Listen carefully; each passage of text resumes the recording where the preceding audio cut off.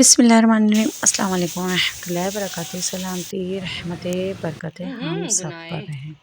ज़िंदगी बहुत हसीन है और उसमें ख़ूबसूरत रंग भरते जाएं। तो जी कुछ हालात ऐसे थे कि जनरेटर पे जो मैंने डाल रखा था सेव करने के लिए, वो अब गर्मी सूरज की तपिश से बिल्कुल पीसेस में हो गया था और जो प्लास्टिक था वो भी कहीं उड़कर गायब ही हो चुका था। सिर्फ बेस पर जो वेट की वजह से रह गया था, सिर्फ ये ब्लू कलर का जो है। तो फिर अब इस पे हमने नए सिरे से दूसरा प्लास्टिक डाला ताकि ये सेफ़ रहे। उसके बाद कुछ मामलात ऐसे थे कि गैस भी थी, तो सोचा कि सबसे पहले ये वाले मामलात निपटाएँ, वरना बहुत परेशानी हो जाती है। जब ये गैस नहीं होती ना तो बड़ा मुश्किल हो जाता है। और फिर बच्चों के साथ ये होता है कि आप पहले से ये सारे मामलात कर लें कि उनका नहीं पता होता कि उनको किस वक़्त भूख लग जाए और किस वक़्त नहीं माँगते और जब नहीं बना होता ना तो स्पेशली उस वक़्त पर बच्चे तंग करने लग जाते हैं, चाहे खाएँ या ना खाएँ। लेकिन उनका ये होता है कि बस खाना है तो खाना है। हालाँकि वो खाते नहीं हैं, सिर्फ़ एक तरह से ये होता है कि फैलाना होता है। ख़ैर, तो ये था कि जल्दी-जल्दी रोटियाँ बना लीं। इसी स्पीड के साथ कर रही थी। जो ये स्पीड आपको नज़र आ रही है वीडियो में, तकरीबन यही स्पीड थी कि जल्दी-जल्दी ये वाले मामला निमट जाए। क्योंकि रोटी पकाते हुए कह रही थी, रोटी पकाते हुए अक्सर यही होता है कि मेरी छोटी वाली बेटी को लाज़मी से कोई ना कोई ऐसी इमरजेंसी हो जाती है। तो मेरी कोशिश फुल ये होती है कि मैं पहले ये मतलब या तो वो फ्री हो जाए या ये वाले काम से मैं फ्री हो जाऊँ। तो ख़ैर, बच्चे अपने रूटीन के हिसाब से चल रहे होते हैं। और फिर ये था कि काफ़ी हद तक मौसम भी चेंज हो गया था और अल्हम्दुलिल्लाह कि बारिश भी हो गई थी काफ़ी हद तक। जो छोटे-छोटे पीसेस में हो रही थी थोड़े-थोड़े, तो ये भी तकरीबन आधा पौन घंटे में इतनी खुल्की हो गई थी कि काफ़ी हद तक मौसम बहुत अच्छा हो गया था। और ये देखें, बच्चे खूब नहाए, खूब बच्चों ने एंजॉय करी ये बारिश। और माशाल्लाह से बस मज़ा ही आ गया। भी कौन भाग रहा है? काफ़ी हद तक मौसम भी खुल गया था, जो हब्स था वो भी काफ़ी हद तक ख़त्म हो गया था। बस लेकिन ये था कि एक ही दिन हुई है और एक टाइम पीरियड के हिसाब से हुई थी। फिर ये था कि बच्चों ने खूब नहा धो के अपने आप को गीला चौड़ा करने के बाद, ये दिन की बारिश थी। एक बार रात में हुई है, दूसरे टाइम ये दिन में हुई है। तो दिन की बारिश काफ़ी एंजॉय करने वाली थी, इसमें खूब ही एंजॉय करा बच्चों ने।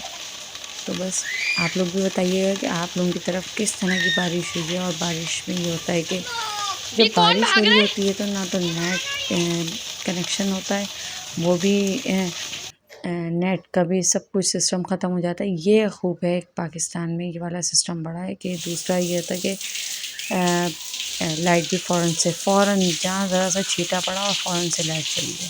और फिर ये था कि जो मैंने वो वीडियो बनाई है वो बारिश में इतनी शदीद बारिश हो रही थी, मतलब काफ़ी हद तक हो रही थी और मोबाइल ले जाना पॉसिबल नहीं था। तो मैंने ये ट्रे यूज़ की थी अपने मोबाइल को सेव करने के लिए, जो इधर काफ़ी हद तक हो रही थी, जो मैं इधर रिकॉर्डिंग कर रही थी ना, तो ऊपर से मैंने ट्रे रखी थी और फिर मैं अपने मोबाइल से वो रिकॉर्डिंग कर रही थी बारिश की, क्योंकि वो कैप्चर करना चाह रही थी मैं। और दूसरी तरफ ये था कि ये ट्रे मैं अभी भी ले ही हूँ और बाहर से इतने शोर और गुल की आवाज़ें आ रही कि बच्चे तो खैर छत पे इंजॉय कर रहे थे।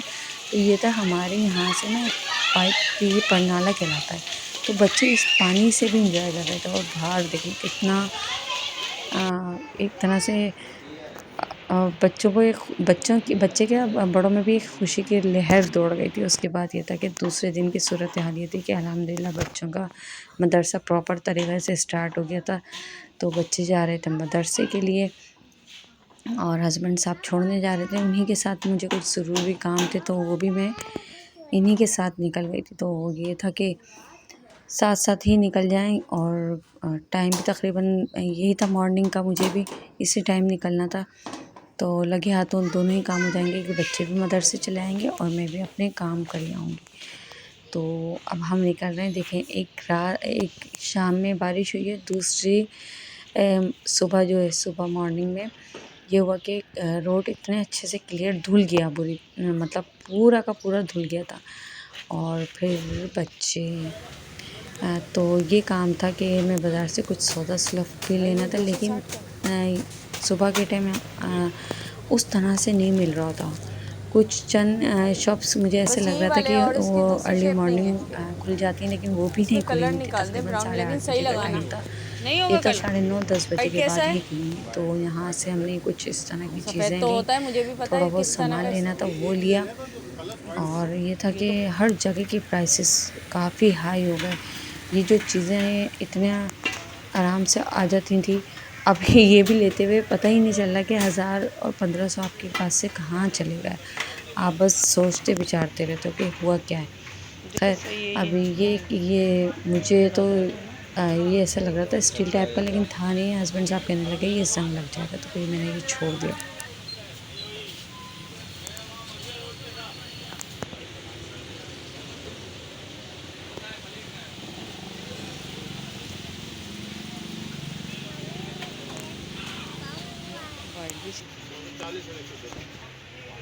ये भी 40 रुपए का झाड़ू अलग अलग कौन सी झाड़ू चाहिए आपको?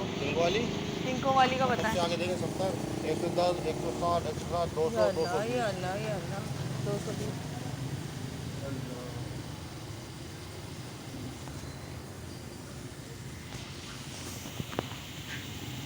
ये 220 से पहले वाली कौन सी है?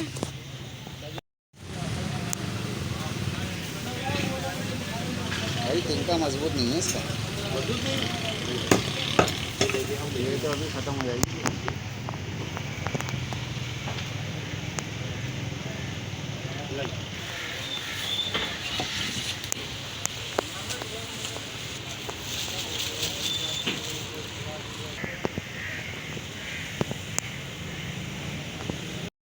अच्छा, ये था कि जो सामान हमें मिल सका हम वो लेकर आ गए, और फिर घर में लाके मैंने एक साइड पे रख दिया था। लेकिन मेरी वाली साहबज़ादी की ये कोशिश होती है कि जो भी चीज़ घर में पहले आए तो मैं सबसे पहले उसको खुद ओपन करूँ।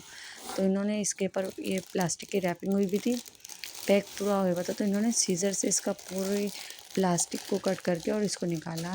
अब इनको तो ये नहीं पता ये किस तरह यूज़ होना है। तो मेरा ये था कि मैं और सारे काम से फ्री हो जाऊँ, फिर जो जहाँ जिस सामान को रखना है उसकी उस जगह पर रखूँगी। लेकिन खैर ये अपनी इन्हीं चीज़ों से खेल में भी लग गई थी। उसके बाद ये था कि बड़ी साहबज़ादी की वेकेशंस हैं, तो वो अपने वेकेशंस का वर्क प्रॉपर नहीं कर पाई हैं। अब ये ईद के बाद उन्होंने सोचा था कि मैं करूँगी, तो वो नानी के यहाँ भी रुकी हुई हैं। खैर वेकेशंस हैं तो अब उनका सामान मैं एक तरफ करके रख रही हूँ कि इनको बुक्स की ज़रूरत है, नोट्स बुक्स की, ताकि वो अपना पूरा वर्क कर लें। तो वो भेजना है मुझे। अब वो एक साइड पे करके रख रही थी, दूसरी तरफ इतना शोर की आवाज़ें आ रही थी। तो ये देखिए हमारे नेबर में एक टंकी आई है और पानी की। और हस्बैंड साहब सुबह के टाइम पर तो इतना पूरा खुला हुआ नहीं था बाज़ार, नट सब्ज़ी के ठेले लगे हुए थे, तो वो थोड़ा टाइम वेट करने के बाद फिर दोबारा से गए, तो आटा और ये सारी ये चीज़ें लेकर आए, जिसमें ये ब्लीच खैर था, मुबारक। सर्फ़ था और डिश वॉश पाउडर था, इस तरह की चीज़ें। और मैंने ये थोड़ी-सी सौंफ मँगाई थी अपने लिए, तो ये सब सामान वो लेकर आ गए। अच्छा, ये था कि मैंने कपड़े वॉश करे थे, तो अब इनको तह करके प्रॉपर उनकी जगह पे सेट कर रही थी। दूसरी तरफ ये इस तरह के मुख्तलिफ़ काम साथ-साथ चलते रहते हैं कि आप चूल्हे पे हांडी वग़ैरह रख देते हैं और मुख्तलिफ़ काम चलते हैं। लेकिन हुआ कुछ यूँ कि मैंने दाल तो ऑलरेडी बनी हुई थी, रोटी भी मैंने बना ली थी, तो चावल नहीं, बिरयानी खाने का दिल चाह रहा था। तो ये मेरे पास 2 सालन एक-एक प्लेट के हिसाब से बचे हुए थे। एक मटन कौरमा था, दूसरा ये था आलू गोश्त का थोड़ा-सा छिलका था, आलू नहीं था उसके अंदर।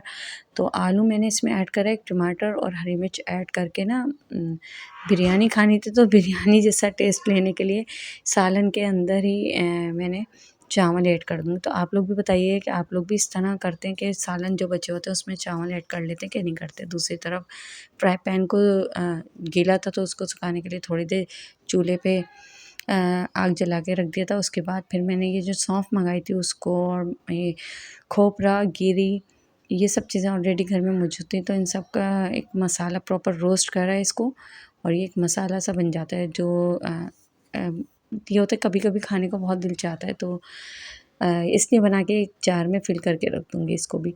और ये थी कि अब जब सौदा आया तो इतनी तेज़ी से महंगाई हो रही है कि अब की दफ़ा भी आटे के रेट्स काफ़ी हाई हो चुके हैं। किलो के हिसाब पे मेरे ख़्याल से 50 रुपये बढ़ा है जो चक्की का आटा होता है। और ये बनास्पति चावल थे, उनको भी मैंने भिगो रखा था। बहुत अच्छी खुशबू होती है इसकी और जायका भी बहुत लाजवाब होता है। तो आप लोग कौन सा चावल यूज़ करते हैं आप लोग मुझे ज़रूर बताइएगा। हाँ, बिरयानी के लिए मैं सेला भी यूज़ करती हूँ।